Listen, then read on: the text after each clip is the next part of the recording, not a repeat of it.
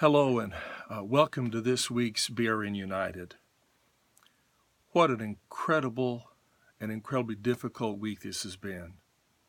Last Sunday morning at a little bit after 11, one of our sister churches, the Keystone Community Fellowship Church just north of Philadelphia, during their second worship service was disrupted when an incident took place between two church members, the result of which was that one young man was shot and killed by the other church member. That was the kind of day that no pastor, no church ever could imagine experiencing. On Monday, we issued a release to report to you what had taken place, and then on Tuesday, following the Monday evening prayer service that they had at Keystone, I shared with you some of my reflections, and I appreciate the comments that came from many of you about that. My desire was to let you know how this church dealt with a incredible tragedy in the midst of their congregation.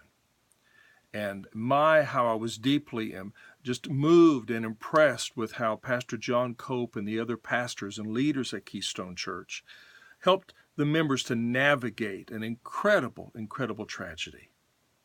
Then later in the week, the district attorney announced that based on 50 interviews and extensive investigations, they were charging the shooter with voluntary manslaughter and reckless endangerment. But to really the amazement of the media and the DA and the police, there was also an interview that was shared with the family, the Braxton family, who had lost their son to the shooter. They indicated that they were followers of Jesus Christ and that because they were Christians, they were already expressing forgiveness, grace, and mercy to the shooter and to his family. What an incredible demonstration of the love of Jesus Christ. This morning at the Keystone, they gathered again for worship back in the space where the shooting had taken place. The Spirit of Christ was so real and powerful in that service. They sang about God being a good Father, and they sang about the grace and the love of Jesus Christ. Pastor John then reminded them, similar to what he did on Monday night, as they read Scripture and prayed through anger and unforgiveness and fear, that Christ and His Word is what can help us rise above those toxic emotions in our life. And then he also reminded them that they had a vision as a church, that they would see this as this event would be a time that would be a wake-up call for them as they realized how many people right around their area really wanted to hear the gospel. They wanted to hear the message of Jesus Christ that could transform lives, and they were committed to using this as an opportunity to share that message in a new and a profound way. One of the newer members at Keystone approached me and expressed appreciation for all the help and encouragement that they had received through the BRN relationships in our sister churches. And he made an interesting comment. He said, "I just had no idea about our family. I knew my church, I loved my church, but I didn't know about our larger family." And then this morning, Pastor John shared that when the incident occurred, that he received phone calls from Ronnie Floyd, the president of the Southern Baptist Convention, from Dr. Frank Page, the executive officer of our executive committee in Nashville. And I shared with John and with others the number of other state executive directors and other SBC leaders that have reached out to me on behalf of our convention to express their prayer, their love, their support, and even gave me some guidance about ways that we might help Pastor John and his church. And that reminded me again that we are a Baptist Resource Network.